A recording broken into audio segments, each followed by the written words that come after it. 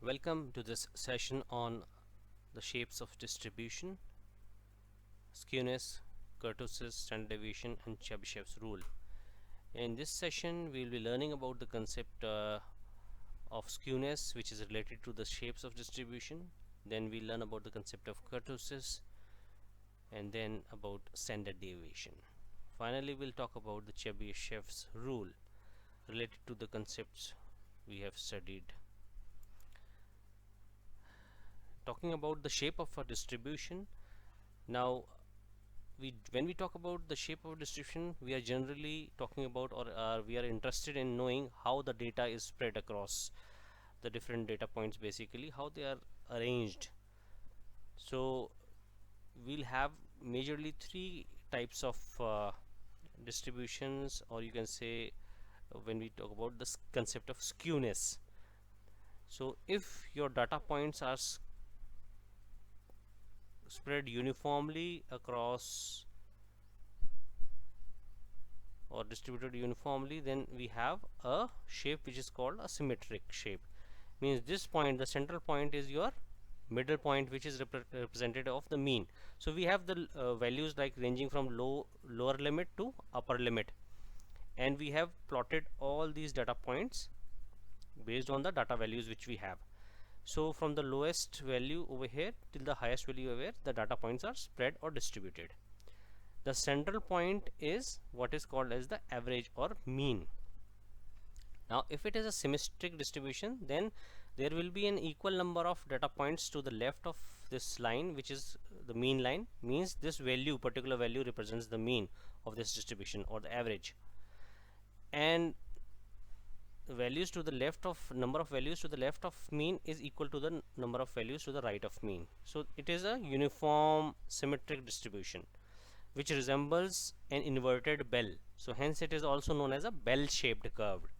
So if you will see this curve, it resembles an inverted bell. So like a bell in a temple hangs, so similarly this is the shape of a bell. So hence it is also known as a bell shaped curve. In a symmetric distribution, we have a relationship between mean, median, and mode, that mean is equal to median and which are also equal to mode. Means this value, this particular value, the central value, represents all these three measures of central tendency: the mean, the median, as well as the mode. They are symmetrical. Now it might happen that you don't have a symmetrical data spread in your data set.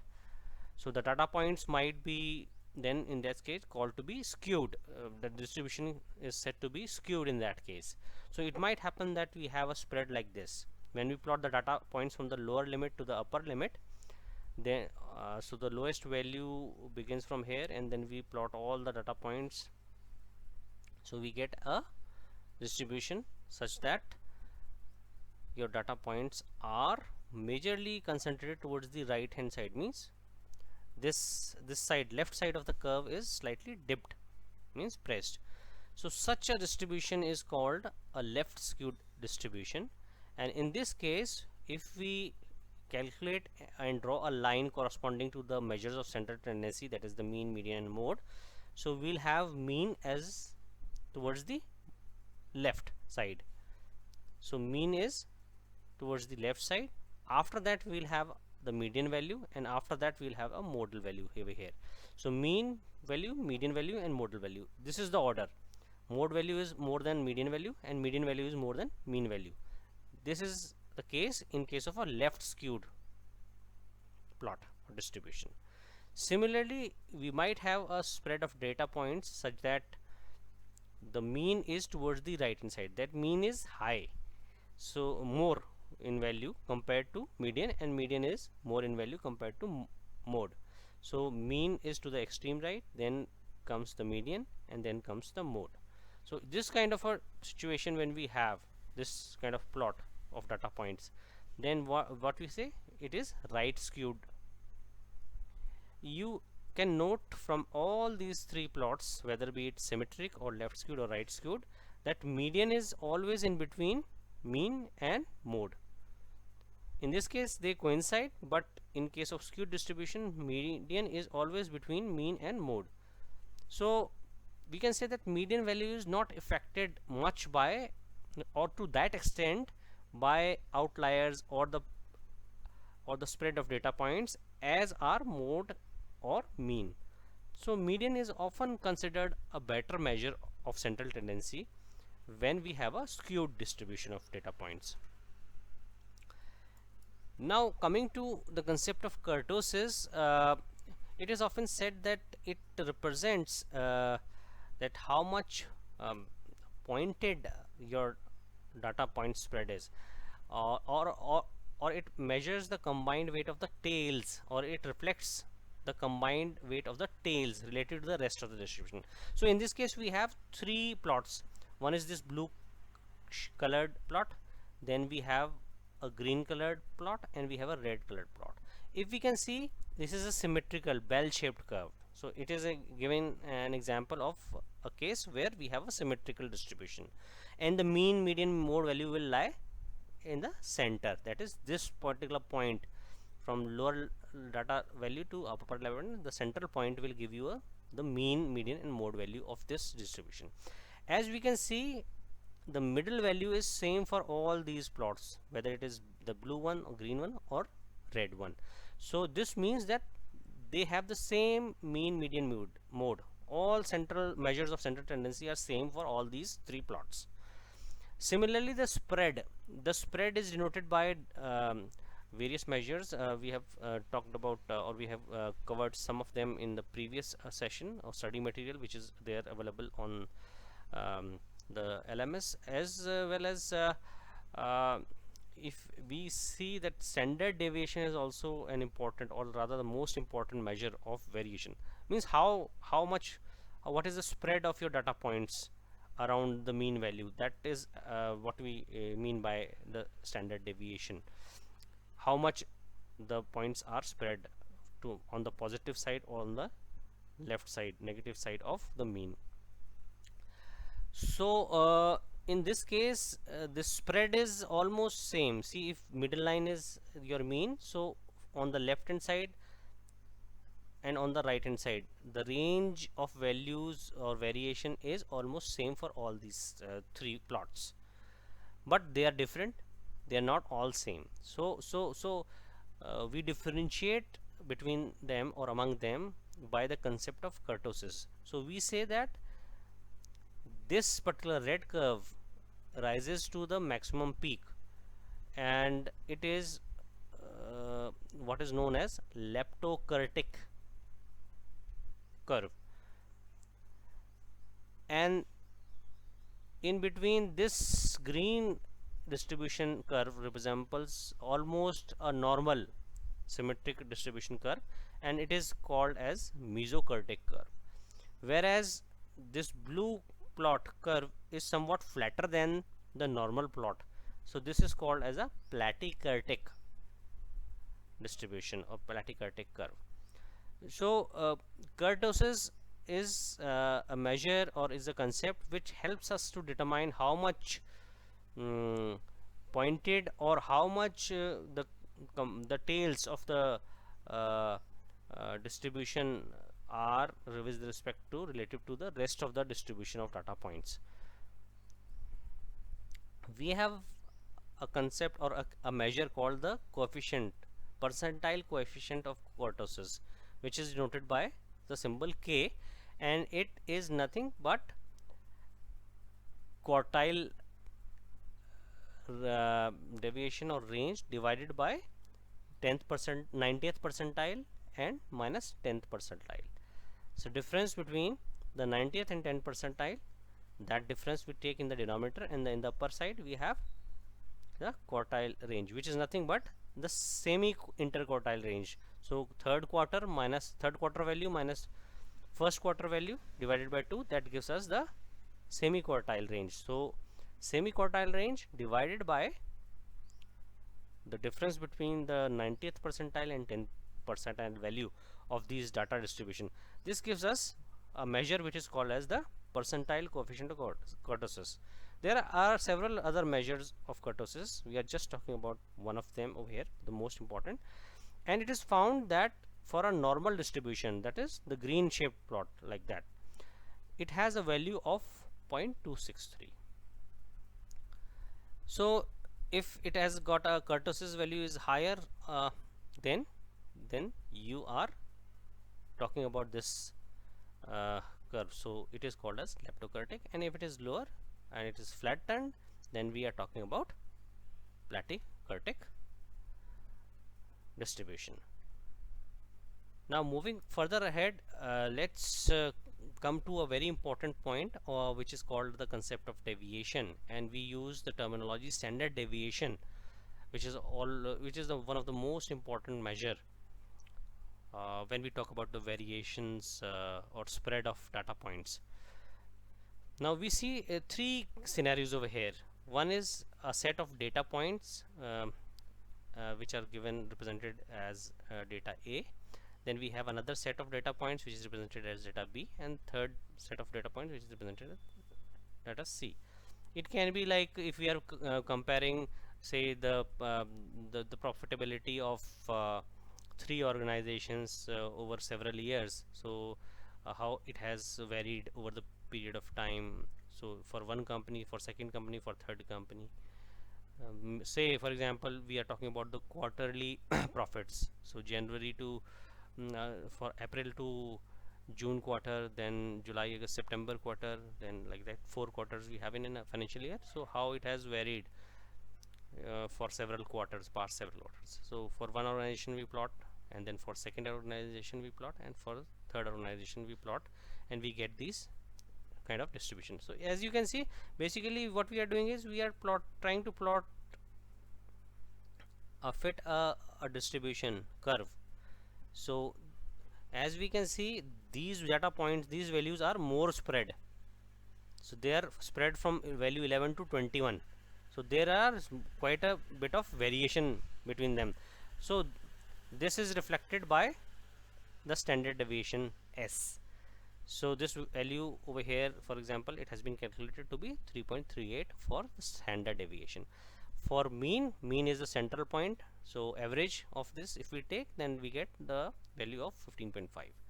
Now similarly for our data set B, we can see that the variation is not much. Here it was ranging from 11 to 21 value. Here it is ranging from only 14 to 17. So spread is, they are comparatively narrowly spread, not much spread like here in this case. So these data points again have the same means as the mean of data set A, but their standard deviation is only 0.92. It is much lesser than this standard deviation. So that is the concept, that if there is a more spread of data points, then we have a higher value of standard deviation. If there is lesser spread of data points, then we have a lower value of standard deviation. Now there is another data set which is C. In this case we have the variation, the mean is same, means the average, if we take of all these data points, the mean is same, but the data spread is considerable. Almost majority of the values are either lying towards the left hand or to the right hand. In between we don't have any data point. So in this case standard deviation is still higher compared to these two cases. So basically what this reflects is that the standard deviation reflects the spread of data points in a distribution. And how do we calculate this data point? How these values which are mentioned over here, the S is equal to 3.2, this is calculated using these formulas. So standard deviation, as I already mentioned, this is the most important measure of variation, and it shows the variation of values of or data points about the mean, and it is said to have the same units as the original data point. So if it is talking about some data values which are denoted by profit in Indian rupees, so then that unit of the standard deviation will be the same as Indian rupees. If it is talking about the spread of say the heights of students in a class, then it standard deviation unit will also be the height measured in maybe centimeters, like. So if it is measured in centimeters, it will be also having the unit as centimeter. So this standard deviation is calculated using this formula, which is the summation from value 1 to 9 n, if there are n data points in our data set, so when we sum for all data points, the difference between that data point value and the mean value, x bar here represents the mean, that is a measure of central tendency or the average. So if we subtract from each data point value the mean value and we square it, and for all data points we sum this up divided by the total number of data points minus 1, and we take the under root of this number or quantity, then what we get is known as the standard deviation value. Now we have to note that here we are talking about standard deviation of a sample, means if there is a population, means all data points are considered, then we have the population standard deviation, and its formula is given by the summation from 1 to n, that is all data points, and we are summing up what the difference between the data point value and the mean of population.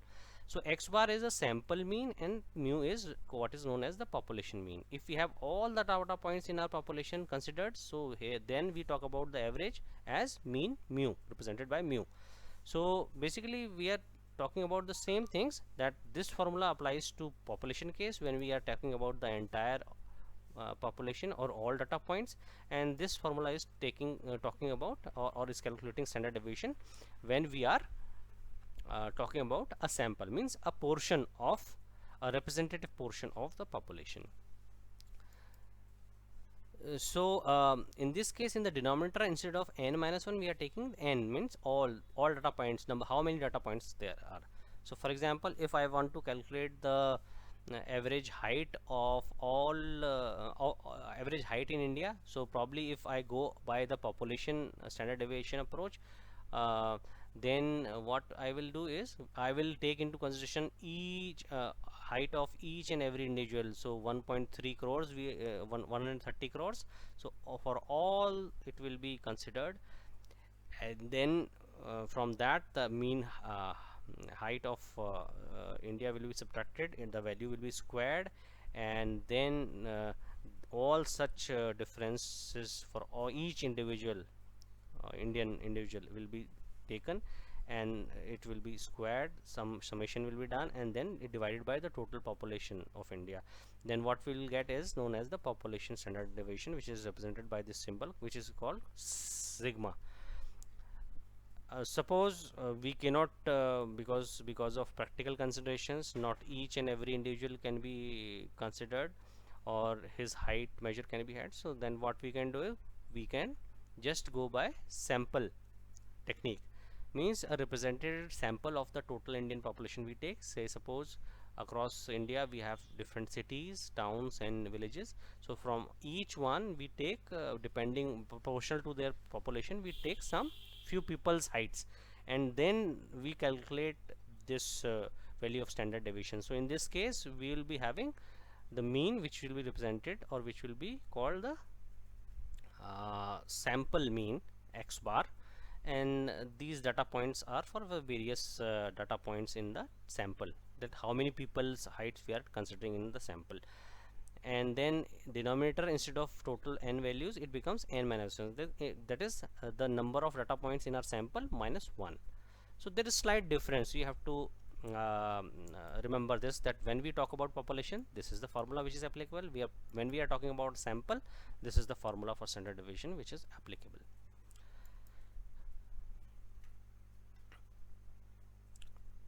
So how do we calculate standard deviation when there is a frequency distribution? So in case of individual data points, this formulas can be used. But what if it is class interval distribution? So we have a range from lower limit to upper limit, how many people are there, or how many data points are there, similar to the numerical question which we discussed in our last session. So in that case, what we do, we have the similar formula, but in this case what we do, we are taking the midpoint of class intervals. Instead of individual data points, we are taking the midpoint of each class interval, and similar calculations we are doing to get the value of standard deviation in case of a frequency distribution. So instead of individual x data values, we are taking midpoint data values for each of the class intervals, and the summation we are doing this values of summation of difference between the midpoints and the mean of this data distribution, and squaring multiplied by the corresponding frequency of that class. This product we are calculating. So first we are calculating the difference between the midpoint and the mean value, then we are squaring it and multiplying it by the corresponding frequency of that class interval, and such values we are summing for all the classes. That is, there are C classes in total in the frequency distribution. So we are doing this exercise and calculation, and then this summing up and dividing them by n minus 1. N is what? N is again in this case your sample size. Kindly note, it is not the number of classes, but it is the number of data points in your sample. So it will be total of all frequencies which we have in our frequency distribution. So this is how we calculate the standard deviation in case of a frequency distribution.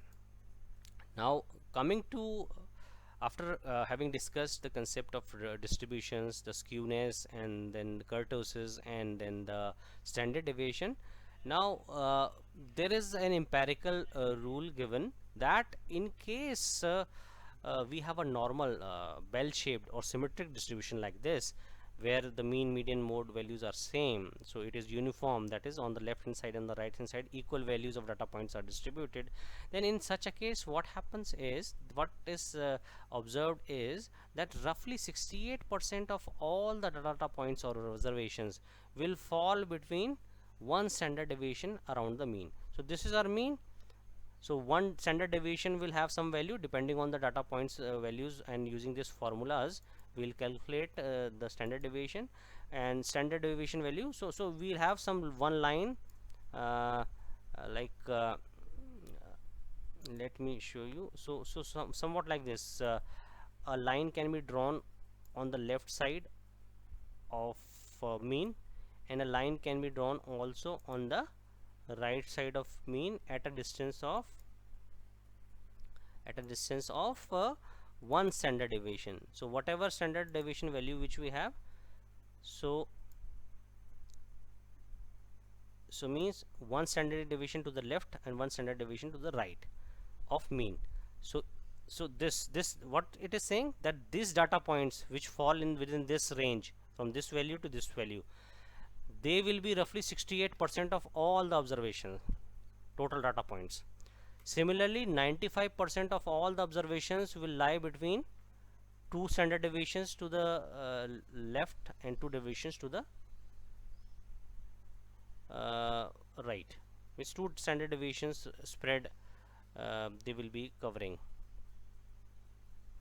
And similarly, for three standard deviations around the mean, it says that roughly 99.7%. So almost all points will lie between three standard deviations around the mean.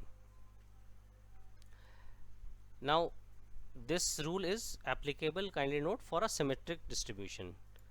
Now there happened to be a Russian mathematician by the name of Chebyshev, and he gave a rule which is known as a Chebyshev's rule. Actually it was first formulated by him along with his close friend, or you can say close known, who's another gentleman by the name of Bayanam. It was proposed by them, but this rule is generally known by the name of Chebyshev's rule.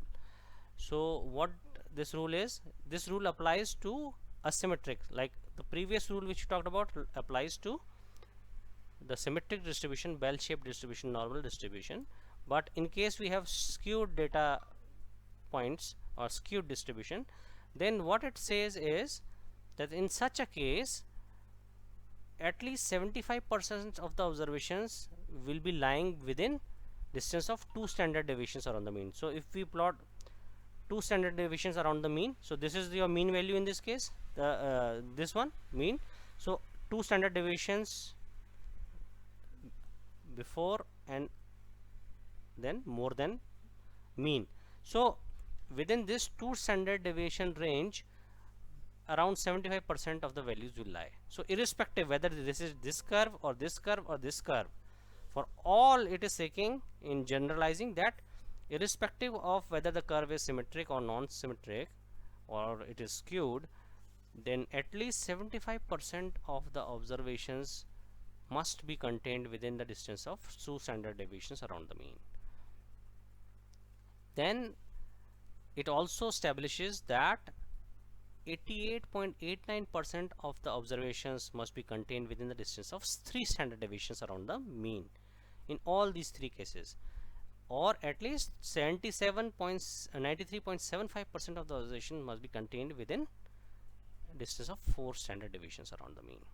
So basically it is trying to generalize that if the curve is not symmetric, then how many data points minimum will be there within in around mean if we take standard deviations around mean. So it is establishing that. So with this we conclude this session.